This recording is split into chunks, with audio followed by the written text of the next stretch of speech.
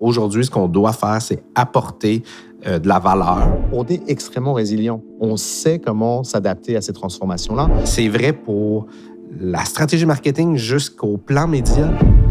Vous écoutez A2 c'est mieux, le balado de la communication créative au Québec, présenté par l'Association des agences de communication créative, l'A2C, et produit par les studios Octave. Explorer les enjeux actuels qui transforment la communication créative en faisant dialoguer marques et agences, c'est ça, le balado A2 c'est mieux. Bonjour, je m'appelle Isabelle Lacance et c'est avec plaisir que je discute aujourd'hui avec deux invités de marque qui connaissent très bien le monde de la publicité, de la créativité, des agences, le monde de la communication créative. Et le nom de ce balado A2 c'est mieux, bien, ça a un lien direct avec l'Association des agences de communication créative, l'A2C. Au cours des épisodes, on va vraiment mettre la lumière sur plusieurs aspects de cette belle industrie. Mais pour ce premier épisode, on va un petit peu plus plonger au cœur de l'A2C avec mes deux invités que je vous présente. Stéphane Mayotte, président du conseil d'administration de l'A2C et président de Havas Montréal. Bonjour. Allô. Et Thomas Lecordier, qui est le président-directeur général de l'A2C. Salut. Salut Isabelle. Bien content d'être là avec toi. Ben oui, moi aussi. Puis avant de débuter, puis vraiment de parler de cette industrie-là, j'avais envie quand même de vous poser la question. C'est quoi la force, la plus-value d'avoir une association comme l'A2C pour l'industrie? Alors, je peux répondre à cette première question-là. Je te regarde, Thomas. Je me sens déjà sur la sellette. Écoute, c'est une très bonne question. Je pense qu'on a une belle mission à l'A2C, mais je vais mettre l'accent sur un point en particulier qui est favoriser l'excellence de notre industrie. C'est extrêmement important. On va en parler beaucoup, je pense, aujourd'hui, mais elle est en pleine transformation, donc faut aussi être en avant de la parade, faut avoir un discours commun, notamment par rapport aux marques, et tout le travail qu'on fait avec elles. Je vais donner une anecdote que je trouve extrêmement intéressante, en fait, que je connaissais pas. Je me suis joint à l'A2C il y a quelques mois, et donc il y a une charte de déontologie à l'A2C, justement, qu'on doit signer, que chaque agence membre doit signer en devenant membre, qui est sans doute un très grand classique dans une association, mais un point qui m'avait échappé. Stéphane dit oui. Mais je trouve que c'est extrêmement intéressant quand on se plonge dans cette charte de déontologie, on comprend vraiment le rôle de l'A2C de favoriser cette excellence. On veut unifier le discours et les bonnes pratiques de l'industrie. Et je pense qu'on en a bien besoin dans un monde qui est extrêmement changeant. Donc, la mission de l'A2C est un peu plus complète que ça. On y reviendra sûrement un peu plus tard. Mais je dirais que favoriser l'excellence, c'est vraiment pour moi pourquoi l'A2C existe. Stéphane, je ne sais pas. Ça permet aussi aux agences de travailler ensemble sur des trucs qui sont importants pour l'ensemble des agences. Okay. La relève, la formation, l'excellence, comme tu mentionnes, s'assurer. Il n'y a pas une agence qui serait capable tout seul de s'assurer de former les jeunes, la relève, de s'assurer d'amener les gens issus, disons, on a des programmes d'EI, donc diversité et inclusion. S'assurer que individuellement, comme agence, c'est dur de tenir tous ces éléments-là. Collectivement, on est capable de faire des efforts communs, réunis, pour s'assurer que notre industrie demeure, comme tu dis, Anne, on est dans un monde changeant. Là. Si on s'organise pas pour mener la parade, le changement, il va arriver de toute façon et on n'en fera pas partie. Là. C'est vraiment très juste. Un autre bel exemple, c'est on travaille beaucoup avec des comités de travail sur un paquet de sujets. Et là, vraiment, donc, on a la possibilité d'unifier la direction, d'unifier les prises de parole sur des sujets qui sont extrêmement importants. Donc, c'est vraiment un élément extrêmement important de l'A2C aussi, de ce collectif, la force du collectif, finalement, de travailler ensemble sur un ensemble de sujets qui sont très changeants. Dans un monde de transformation, on le sait, on va en parler beaucoup pendant cet épisode-là parce que, oui, ça change continuellement. Nos habitudes de consommation changent. Est-ce qu'on adhère ou pas à un produit? Ça peut changer aussi très, très vite. Ça peut changer, c'est vrai pour les marques aussi. Alors, parlons de ce monde de transformation, mais d'abord dans les directions marketing, parce que les agences travaillent avec les directions marketing. Comment ça se transforme? Où est-ce qu'on est présentement? C'est super intéressant parce que ça a évolué beaucoup au courant des dernières années, sur tous les fronts. Quand je dis sur tous les fronts, ça veut dire que la nature psychodémographique des gens qui travaillent chez nos clients et a changé au cours des dernières années, comme ça a changé chez nous. Donc, qui est le client de l'autre côté de la table pour nous? Les gens ont changé. Leurs intérêts ont changé. Les façons de faire ont changé. Tout est en transformation. Essentiellement, ce qui demeure tout à fait vrai, c'est que la plupart de nos clients veulent vendre quelque chose.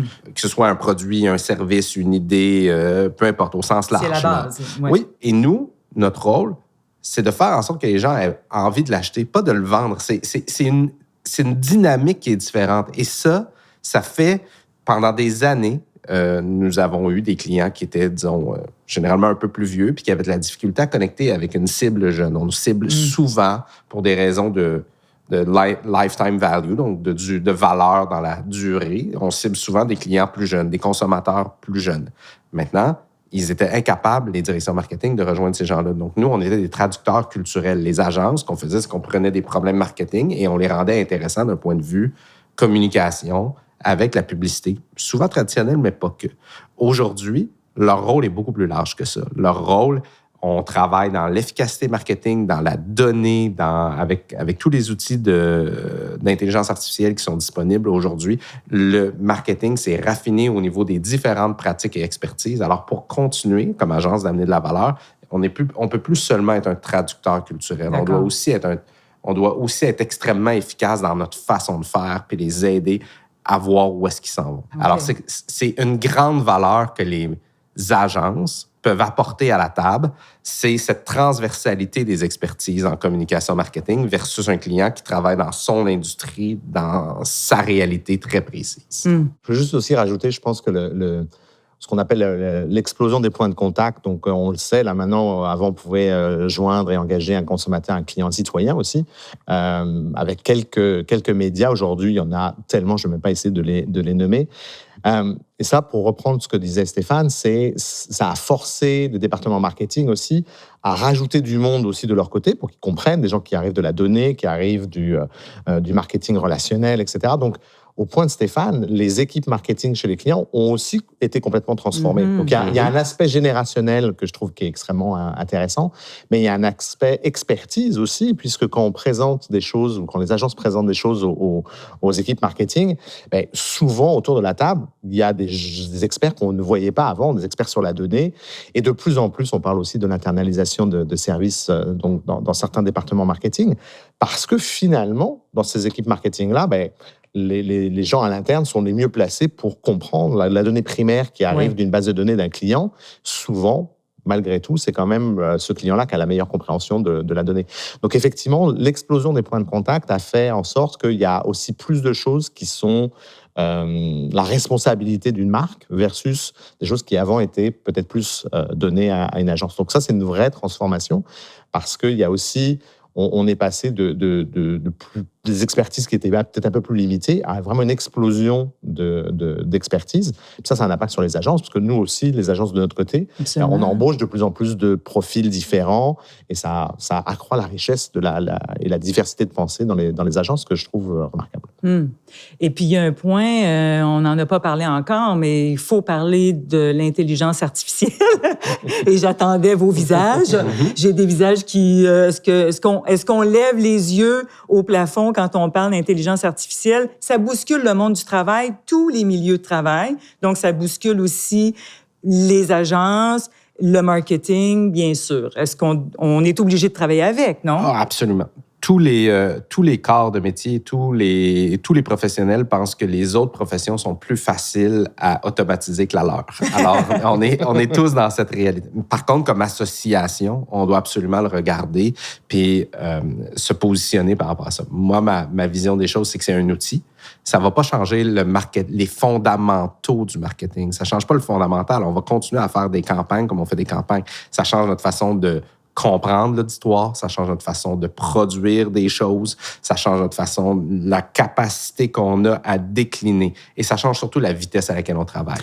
Oui. Ça ressemble à quand on s'est mis à digitaliser toute la photographie. À un moment donné, ça n'a pas changé la façon dont on voulait faire l'image, mais ça a changé le rythme. On n'était plus obligé d'attendre le développement de films et ça s'est mis à accélérer beaucoup notre production. Alors, ce qui est prévisible, c'est qu'un client qui investit X dollars dans une année pour faire des campagnes, va investir le même nombre de dollars, mais va exiger davantage de campagnes, davantage de déclinaisons, davantage de précision dans sa façon de rejoindre le consommateur et dans sa façon de l'adresser parce que les outils d'intelligence artificielle sont disponibles. Mais d'ailleurs, à la 2C, ça doit être quand même un enjeu. Vous devez discuter de ça, là, Thomas. Oui, tout à fait. C'est évident que c'est une force tellement importante de transformation à l'heure actuelle. Donc, je parlais tout à l'heure de comité, mais donc il y a un comité sur l'intelligence artificielle. On regarde évidemment donc comment se positionner. Il y a énormément de gouvernance aussi autour de l'intelligence artificielle qui est nécessaire de mettre en place, de cadrer l'intelligence artificielle. Donc, on regarde tous ces sujets-là. Il y a aussi la rémunération. Hein. Stéphane disait aujourd'hui, avec l'intelligence artificielle, l'automatisation, il y a des choses qui se font beaucoup plus vite, mais la valeur de ce qui est produit reste quand même extrêmement importante. Donc, il y a toute cette réflexion-là sur que vaut une création, quelque chose qui a été produit par l'intelligence artificielle. C'est pas parce que ça a été fait en 2 secondes que ça ne vaut que 2 secondes de travail. Donc, je pense qu'il y a une grosse réflexion là-dessus. Sur l'intelligence artificielle, je pense que ce qui est vraiment aussi extrêmement important, c'est, Stéphane, ce que tu disais, c'est sur la vitesse, la cadence à laquelle les changements arrivent. Et ça, pour moi, c'est quelque chose qui est presque une opportunité pour une agence, notre industrie, parce que on est extrêmement résilient. On sait comment s'adapter à ces transformations-là. Donc, par rapport à d'autres industries où les transformations s'opèrent de la même façon, moi, je dirais qu'on a un petit avantage, peut-être un gros avantage, notre résilience, parce que c'est pas notre premier rodéo. On a déjà traversé des transformations extrêmement importantes. Et donc, on est préparé, même si, effectivement, le changement ou la surprise, c'est la vitesse à laquelle on travaille. Puis le deuxième élément sur l'intelligence artificielle que je trouve important, puis qui est un peu la posture de l'association, c'est un multiplicateur de créativité. Oui, on ne se met pas la tête dans le sable, on sait que ça va avoir un impact sur certains types de professions, mais ça va offrir des multiplications de créativité. J'entendais une conversation il n'y a pas très longtemps sur, c'est pas juste avoir plus de bras pour aller vite, l'intelligence artificielle, c'est des bras aussi qui sont plus longs. On peut aller creuser davantage les idées. Moi, j'aimais beaucoup cette analogie-là parce que, encore une fois, je ne veux pas me mettre la tête dans le sable. On sait que ça va avoir un impact sur les métiers, sur le nombre de personnes, etc. Ça va aussi en même temps créer des nouveaux types de métiers. Mais n'oublions jamais que ça va aussi multiplier la créativité, ça va multiplier les opportunités. Donc, je ne veux pas un discours défaitiste sur l'intelligence artificielle. Faut être conscient des enjeux et de ce que ça produit, mais il y a aussi tout un volet extrêmement intéressant, créateur d'opportunités. Quand je parle avec des directeurs de création des agences qui sont membres de l'A2C, c'est aussi comme ça qu'ils le voient et c'est important de souligner. Parce qu'en communication créative, vous êtes aussi formé quand même pour voir venir les tendances. On parle de cette vitesse de l'intelligence artificielle, mais effectivement que ça peut être un atout. Vous le voyez venir avant d'autres industries peut-être, non? Beaucoup de nos clients ont besoin d'accompagnement présentement pour savoir justement quoi en faire, quand utiliser l'intelligence artificielle, quand ne pas l'utiliser, comment se protéger, s'assurer, parce qu'il y a toutes des questions de droit aussi à l'intérieur de ça, licensing, tous les éléments. Alors, qu'est-ce que je peux utiliser, dans quel contexte, pour faire quoi, qu'est-ce qui est socialement acceptable aussi au niveau il y a des enjeux de ressac réputationnel parfois avec l'intelligence artificielle. Alors, c'est sûr qu'on accompagne de plus en plus de clients à se positionner. Nous-mêmes, on doit prendre des décisions, savoir qu'est-ce qu'on utilise, qu'est-ce qu'on n'utilise pas. Pendant des années, quand on voyait beaucoup de publicité moins appropriée pour le marché, pas faite localement, mal doublée avec des gens qui parlaient en français par-dessus des bouches en anglais, on a longtemps dit que c'est parce que les annonceurs n'avaient pas nécessairement les moyens de produire des trucs de qualité. Maintenant, on a de moins en moins cette excuse-là et on va pouvoir focuser de plus en plus sur notre principale valeur, c'est apporter de la créativité pour résoudre des problèmes d'affaires. Alors, l'intelligence artificielle, si c'est utilisé correctement, c'est un outil qui permet à toutes nos agences de faire ça dans quoi ils sont bons, gérer des problèmes, régler des problèmes d'affaires. Je voudrais aussi souligner un point de gouvernance, et on est quand même aussi une industrie qui est partenaire avec énormément d'acteurs culturels, notamment au Québec, donc tous les artistes, mais tous les artisans, etc. Donc, on a aussi une approche collaborative, c'est-à-dire que dans notre comité, par exemple, d'intelligence artificielle qu'on a mis en place, on va faire des tables rondes avec des artistes, avec des producteurs, avec des experts de son, des experts de montage, parce que tous ces métiers-là sont aussi impactés, affectés par l'arrivée de l'intelligence artificielle. Et on est quand même soudés, on est une industrie soudée, on a des partenaires sur lesquels on a historiquement toujours compté pour pousser la créativité. Et donc, on est toujours dans cet état d'esprit-là. Donc, c'est pas juste nous, on est aussi une industrie partenaire de la culture, notamment de la culture au Québec. Et on veut le voir comme ça. Donc, on veut le voir comme un élément d'une industrie qui est plus large, au fond, que juste la communication créative pure et dure. On a parlé des directions marketing. J'aimerais qu'on parle aussi des agences parce qu'on parle des défis, mais des fois, les défis, ça peut être positif. Alors, où est-ce qu'on s'en va pour les prochaines années ou qu'est-ce qu'on voit poindre? Par exemple, il y a des transformations, si on parle de structure entrepreneuriale, par exemple, dans le monde des agences. J'aimerais t'entendre, Thomas. La transformation, évidemment, c'est au sens large. Donc, je pourrais dire qu'au niveau des structures d'agences, premièrement, là-dessus, on représente tout type de structure. Oui. Il y a des agences qui font partie de très grands groupes, il y a des agences indépendantes, il y a des agences qui font partie de plus petits groupes. Donc, c'est ça aussi qui est le fun à l'A2C. C'est sûr qu'il y a un mouvement de consolidation, on le sent. Donc, et puis, je dirais qu'il est très évident au niveau des conglomérats, si je pense à la fusion entre Omnicom et IPG. Ce qui est extrêmement intéressant aussi, c'est il y a quand même une croissance des startups en communication marketing qui est, je pense, qui est propulsée par ce qu'on appelle le MarkTech, donc le marketing plus technologique, donc qui crée beaucoup de nouvelles opportunités. Puis il y avait une statistique qui était intéressante, donc qui est pour le Canada, pas juste pour le Québec, mais il y a quand même une croissance de 15% ce qu'on appelle les agences de communication créative, plus MarTech sans doute, mais au Canada. Donc, 15%, c'est quand même beaucoup. Voilà, donc c'est pour ça que j'aime bien avoir cette conversation, parce qu'on parle souvent d'une industrie, c'est difficile, etc. Mais il y a encore un paquet d'opportunités, parce qu'il y a des nouvelles avenues qui s'ouvrent. Donc, il y a une réorganisation, effectivement, à la fois des consolidations, mais aussi des nouveaux joueurs, des nouveaux entrants. On le vit à l'A2C d'ailleurs, puisque on a régulièrement des demandes d'adhésion donc, à notre association, ce qui est très encourageant. Et quand même une dynamique de création d'entreprises via des entrepreneurs. Puis le dernier point pour un peu faire cette démonstration-là, c'est qu'on a aussi, dans la structure de l'A2C, dans la structure de nos membres, on a une évolution aussi d'agences. Donc, on a des très grosses agences, on a des agences moyennes, des plus petites agences. Je ne fais aucun jugement de valeur, mais c'est juste on les répartit comme ça. Et effectivement, ça fluctue. Il y a des agences qui, quand même, sont en croissance. Et donc, on a un mouvement vers davantage d'agences à revenus moyens. Oui. Les plus petites agences sont un peu moins représentées. Donc ça, c'est aussi signe d'une industrie qui est vivante, cette évolution-là. On n'est pas figé, mais c'est sûr que ces transformations-là, c'est la raison qui derrière ces changements, notamment au niveau de l'adhésion, etc. Moi, je trouve ça extrêmement encourageant, je trouve ça extrêmement inspirant. Ouais. Tu vois ça sur le terrain aussi, Stéphane? Oui, parce que la nature des agences qui sont membres, elle change parce que dans cette consolidation-là, quand la création de valeur est en transformation, ça veut dire qu'il y a des opportunités d'affaires, mais il y a des opportunités d'affaires pour des entrants, des nouveaux joueurs qui vont venir chercher certaines des valeurs que nos agences membres sont capables d'apporter à la table. Puis les autres, bien, il y a le mouvement de consolidation qui amène des gens à vouloir offrir davantage. On a un certain nombre de clients limités quand on a une agence, parce que souvent, on ne peut pas prendre 2 clients dans une même industrie. Ouais. Alors, ce qu'on fait, c'est qu'on offre davantage d'expertise.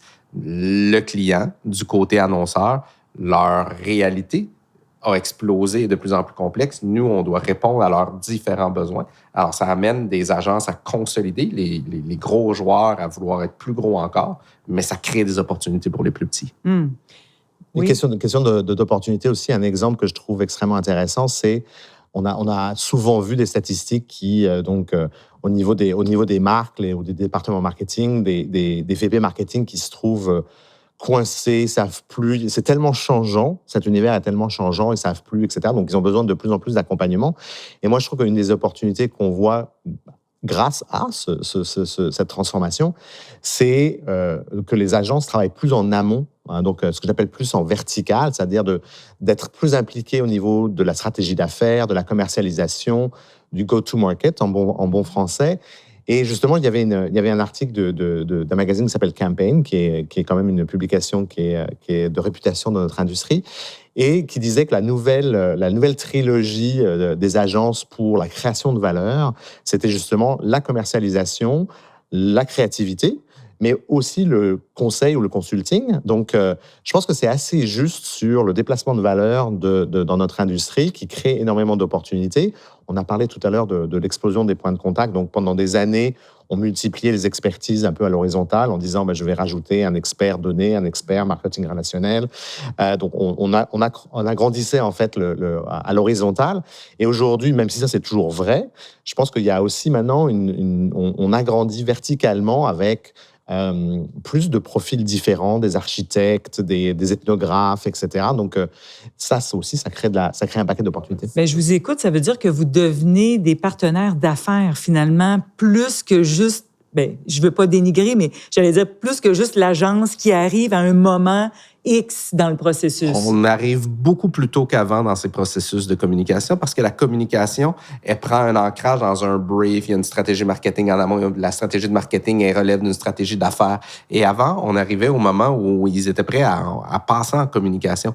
De plus en plus de nos clients sont conscients que la créativité peut les aider à réfléchir leur stratégie d'affaires, l'ensemble de leur stratégie marketing, pas seulement la communication. Et donc, ça explose complètement les endroits où on peut être. Et je peux vous partager un petit moment de vécu, justement, parce que à la base, on est quand même une industrie où on sait raconter des histoires engageantes, ouais. des belles histoires. Donc, et moi, je me souviens d'une expérience quand j'étais en agence, donc c'était il n'y a pas si longtemps que ça, mais la capacité justement de raconter une histoire à un conseil d'administration, plutôt que juste d'avoir un PowerPoint qui est plein de chiffres, etc., bien, ça, c'est un vrai avantage aussi quand il y a des changements organisationnels qui sont requis. C'est aussi un avantage d'être avec un partenaire qui sait raconter une histoire, qui sait vous raconter, bien, on part du point A ici, on va se rendre au point B, et c'est comme ça qu'on va le faire, mais de façon qui est engageante, émotionnelle, qui parle du cœur, de la tête aussi. Mais je pense que ça, c'est quelque chose qui se faisait moins dans le passé. J'essaie de nuancer un peu parce que je pense qu'aussi, on a quand même beaucoup d'agences membres qui étaient déjà positionnées, qui étaient déjà partenaires d'affaires, si j'ose dire. Je ne veux pas dire que c'est complètement nouveau. Je pense que par contre, il y a un accent de plus en plus sur cet accompagnement en amont. Je pense que c'est ça la vraie chose que je vois en discutant avec l'ensemble des agences de l'A2C. Et puis c'est ça, à l'A2C, vous parlez de la valeur de ces agences. Alors, c'est un peu de montrer au monde des affaires que cette valeur-là, elle est importante, puis il faut y penser bien avant, là. Tout à fait. Je pense que ça, c'est d'ailleurs un des fils conducteurs de l'année qui s'ouvre devant nous à l'A2C, de vraiment taper sur ce coup-là, sur la notion de la valeur qu'on crée pour les marques, donc l'accompagnement avec les exemples qu'on vient de discuter. Et d'ailleurs, on va sortir bientôt une nouvelle étude économique, sociale et culturelle. Et c'est évident, ça ressort à la fois dans les chiffres, mais aussi on a fait un paquet d'entretiens avec des marques d'ici. Ça ressort que l'accompagnement et la création de valeur des agences est incontournable, donc notamment pour les départements marketing, mais pour les marques au final également. Donc c'est vraiment là-dessus qu'on veut vraiment se repositionner parce que encore une fois, je reviens toujours un peu à la base, mais dans un monde qui change tellement vite, c'est quand même remarquable de pouvoir livrer cette valeur-là pour les départements marketing. Ouais. Mais à la base, on revient toujours à ce besoin de raconter une bonne histoire. Tu l'as dit un peu, Thomas, mais tu sais, c'est le nerf de la guerre.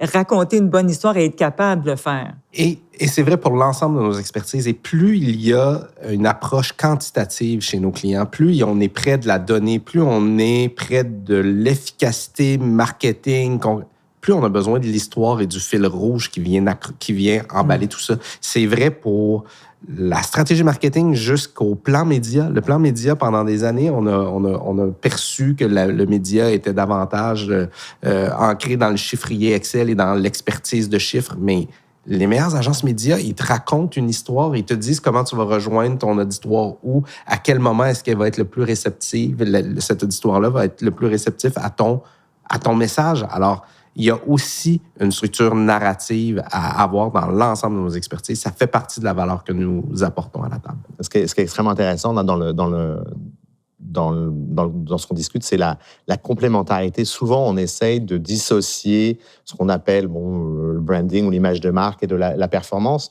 Et je pense que l'opportunité aujourd'hui, c'est une grosse opportunité pour les agences, c'est de pouvoir faire les deux et d'arrêter de dissocier ça, parce qu'aujourd'hui, je pense qu'on est dans un monde où c'est indissociable.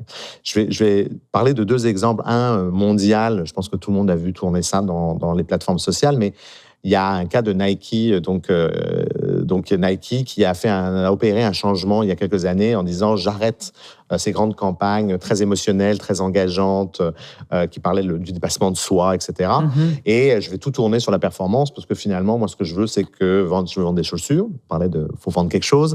Je veux vendre mes chaussures. Je veux que les gens se rendent sur mon site web. J'ai plus besoin d'impliquer les détaillants. Et puis, on va tout mesurer. Puis, ça va très bien se passer. Donc, ils ont tout transposé en mode performance et leurs ventes se sont effondrées. On est sur du moins 2% qui, dans cette catégorie-là, est majeur.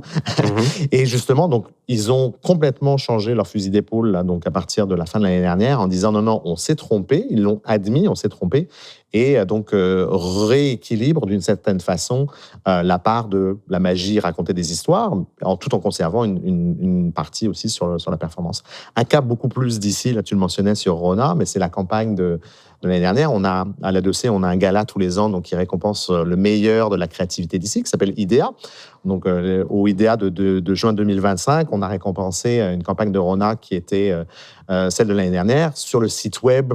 Ils ont fait tout un travail, je ne sais pas si je vous le remets en bon contexte, mais ils ont fait tout un travail sur la terminologie pour la recherche des outils sur le site web avec le langage d'ici. Oui.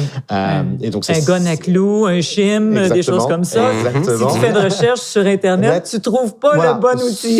Sauf sur le site de Rona aujourd'hui. Exact.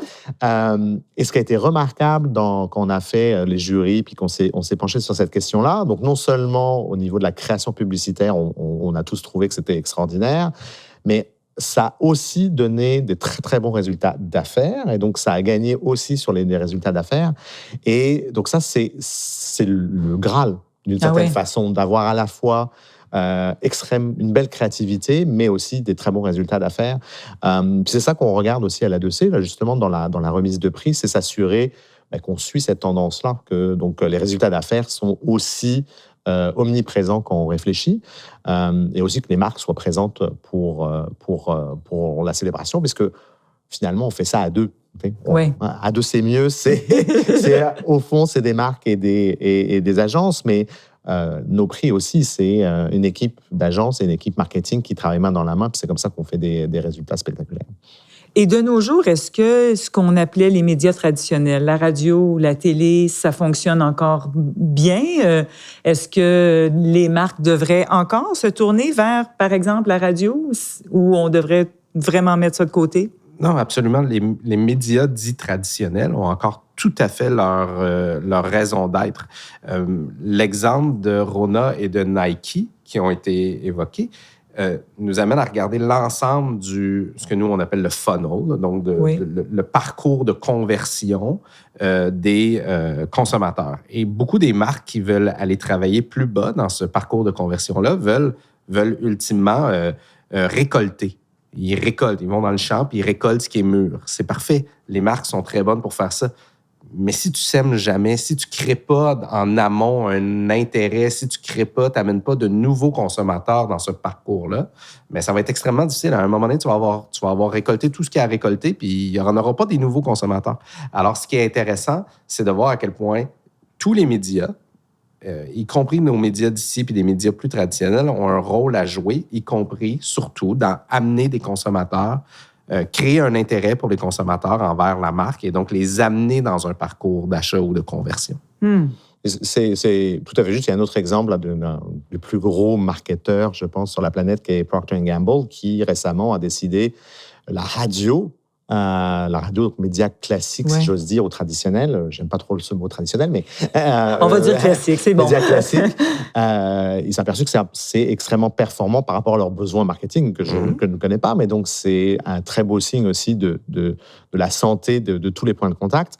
Et j'insiste aussi sur on a toute une mission à l'A2C. On a créé le mouvement Média d'ici il y a quelques années pour soutenir aussi les médias d'ici dans un monde où on investit beaucoup sur les fameux GAFAM, là, les Meta, Google et compagnie. Parce que les médias d'ici sont performants. Et donc, ils méritent leur juste part des investissements. Donc, on parlait tout à l'heure de favoriser l'excellence. Le mouvement Médias d'ici est extrêmement important pour l'A2C parce qu'on travaille en partenariat avec les médias du Québec pour s'assurer qu'ils aient leur juste part d'investissement de la part de nos clients. Ce mouvement-là a été lancé il y a quelques années déjà. Ça avait fait du bruit. On avait entendu parler. Comme n'importe quel mouvement, des fois, on se dit, bon, quelques années après, est-ce que ça encore, sa raison d'être? Est-ce que on entend moins parler? Est-ce que les gens sont encore sensibles à ça? Qu'est-ce que vous répondez? Alors, premièrement, faites les 5 ans du mouvement. Donc, joyeux anniversaire, mouvement Médias d'ici. C'est sûr qu'il y a encore du travail. Et on se bat contre des forces GAFAM qui sont quand même extrêmement importantes, qui ont beaucoup de moyens. Donc, il y a encore beaucoup de travail à faire. C'est pas optimal. Mais je pense que ça va dans la bonne direction et on s'assoit. D'ailleurs, on a une table ronde avec des partenaires médias pour s'assurer que, le mouvement est encore vivant, qu'il est encore... que les gens ont encore envie, effectivement, d'y participer. Et il y a tout un volet dans le mouvement Médias d'ici sur la relève aussi. On en parlait. La relève dans notre industrie, c'est quelque chose qui est extrêmement important. L'A2C est extrêmement impliqué dans des projets de relève parce qu'il faut aussi que les nouvelles personnes qui se joignent à notre industrie sachent ce que c'est que la presse ou que sachent ce que c'est que Radio-Canada parce qu'ils sont plus exposés à Facebook ou TikTok. Voilà, exactement. Donc, c'est pas forcément le premier réflexe d'aller, d'un point de vue personnel, pour quelqu'un qui se joint à l'industrie, d'aller aller chercher ses nouvelles sur la presse ou c'est plutôt effectivement sur TikTok et compagnie. Donc, il y a toute une éducation à faire sur pourquoi ces médias-là sont performants, pourquoi aussi culturellement ils sont importants. Donc l'aspect dans le mouvement Médias d'ici sur la relève et la formation extrêmement important, c'est des sujets sur lesquels on va d'ailleurs mettre beaucoup l'accent dans les prochains mois. Et la nature même des médias d'ici, qui sont des médias, généralement des médias de masse, beaucoup plus que quand on va cibler de façon extrêmement précise sur Meta, ça permet aux marques de jouer leur rôle, c'est-à-dire ça nous permet de continuer à construire la valeur sociale d'une marque. C'est-à-dire qu'une marque, ça a quand même une valeur quand l'autre, il connaît la marque que je porte. Si je suis uniquement dans des médias de ciblage extrêmement précis, on finit par être uniquement des gens à l'intérieur de ce sphère de marque-là, avoir notre propre petite réalité. Et là, tout d'un coup, moi, la marque que je porte, prenons un vêtement, la marque que je porte, Thomas n'est pas nécessairement au courant de c'est quoi ce brand-là. Ouais. Alors, on perd et on échappe dans l'hyper-précision et dans la fragmentation des médias. On perd ce construit social que les marques portent. Alors, les médias d'ici sont encore extrêmement performants pour construire une marque qui va être comprise par l'ensemble des Québécois et qui va donc avoir un impact dans la vie de tout le monde. Puis à l'A2C, on a aussi, donc j'imagine que tout le monde le sait, mais on a toutes les agences médias, donc la plupart des agences médias du Québec. Il y a un comité média, je parlais de comité, il y a un comité qui est extrêmement actif. Et je dirais que c'est aussi la responsabilité et l'engagement des agences médias, quand ils ont des discussions avec les clients, de rappeler la performance justement des médias d'ici. Et je sais qu'ils le font. Ces agences-là le font. Donc, c'est extrêmement important de continuer à pousser ce mouvement-là et aussi de travailler en collaboration avec les médias d'ici parce que finalement, c'est un écosystème. Hein. Donc, c'est pas juste les agences qui parlent aux directions marketing. Souvent, les médias aussi ont des projets en direct donc avec certains clients. Donc, c'est aussi extrêmement intéressant de dire la même chose, que tous les partenaires soient alignés sur la performance et la juste part de budget que devraient recevoir les médias d'ici. Mais il y a aussi, c'est peut-être pas un comité, mais il y a quand même un souci que le client choisisse ou soit orienté vers la bonne agence. C'est un aspect important, ça, non? Alors, c'est sûr que ça fait partie d'une des missions de l'A2C, là, d'accompagner les clients. Donc, on a plusieurs types de services. On travaille beaucoup sur les appels d'offres avec les clients sur lesquels on espère justement qu'il y ait une meilleure collaboration, je dirais, encore une fois, avec ce monde qui change, ce monde marketing qui change, je pense que revoir le processus d'appel d'offres est nécessaire. Et on a la chance parce qu'on a quand même énormément de marques qui nous appellent pour s'assurer de comment lancer un appel d'offres, etc. On a aussi un guide de sélection des agences qui est disponible donc à l'A2C. Puis ça, c'est un vrai bonheur en fait d'avoir ça parce qu'il y a beaucoup de marques qui nous appellent pour dire est-ce que j'ai le droit de faire ça? Est-ce qu'on devrait faire ça comme ça? Qu'est-ce qu'on devrait faire aujourd'hui? Donc ça, c'est quelque chose d'ailleurs qu'à l'A2C, on voudrait pousser parce qu'on veut travailler en amont avec les marques pour que les appels d'offres soient bien faits et qu'ils soient, encore une fois en bon français, win-win. C'est-à-dire que, oui, le département marketing s'y retrouve, mais que l'agence s'y retrouve aussi, parce que la chimie entre deux partenaires, c'est aussi vraiment la base de la réussite. Ouais. Donc, cet accompagnement au niveau notamment des appels d'offres, mais aussi si les marques ont des questions sur où va l'industrie, etc., c'est quelque chose qui est extrêmement important pour nous. C'est quelque chose qu'on veut accentuer à l'A2C, justement, le réflexe peut-être que les marques nous appellent, nous posent des questions. Puis aussi, c'est l'esprit de ce balado, A2C mieux. Donc, c'est justement pour être plus présent et favoriser la collaboration entre les agences et les marques. Mm. Le mariage entre une agence et son client, quand ça fonctionne bien, on apporte davantage de valeur. Alors, d'avoir un processus d'appel d'offres qui nous permet de montrer qui nous sommes comme agence puis comment on va bien s'entendre. Ça ne veut pas dire de faire le travail en amont avant de faire le travail. Ça veut dire se rencontrer, montrer ce qu'on a déjà fait dans le passé pour d'autres clients, notre style de gestion, présenter notre équipe. Ça, c'est prédictif de quand on s'entend bien avec un client. Est-ce qu'on va bien travailler ensemble puis on va pouvoir avoir une relation qui est agence-client qui est bonne et qui est durable. Parce que souvent, ça se construit dans la durée, cette capacité de bien travailler ensemble puis d'aller chercher le maximum de valeur en communication marketing de ton agence. Donc, quand ils te connaissent bien, quand ça fait longtemps qu'on travaille ensemble, ça va mieux. Alors, la confiance est là, les idées peuvent être acceptées aussi. Des fois, on peut essayer des affaires que tu n'essaierais pas peut-être dans la première année là, de collaboration. La créativité entraîne généralement une certaine prise de risque. Et cette prise de risque-là, elle est plus facile à faire. Donc, le risque est plus facile à prendre quand tu le fais en confiance avec une agence avec qui tu travailles déjà bien, en qui tu as confiance. Alors, c'est sûr que dans la durée, on fait généralement du meilleur travail. Je peux pas ne pas parler du travail spéculatif donc dans cette conversation parce que on parle de l'évolution des départements marketing, l'évolution des pratiques, l'évolution des agences, les nouvelles créations de valeur des agences aujourd'hui. Et s'il y a bien quelque chose qui ne s'est pas vraiment transformé, c'est la nature des appels d'offres et ce besoin de demander aux agences du travail spéculatif qui est quand même unique à notre milieu. On ne demande jamais à un architecte ou à un avocat donne-moi tout ton plaidoyer et puis je vais regarder si ça me convient. Donc, c'est vraiment important aussi je parlais d'avoir ces conversations-là en amont parce qu'on aimerait bien justement avoir ces conversations-là en tant qu'association au nom de toutes les agences, que c'est plus facile.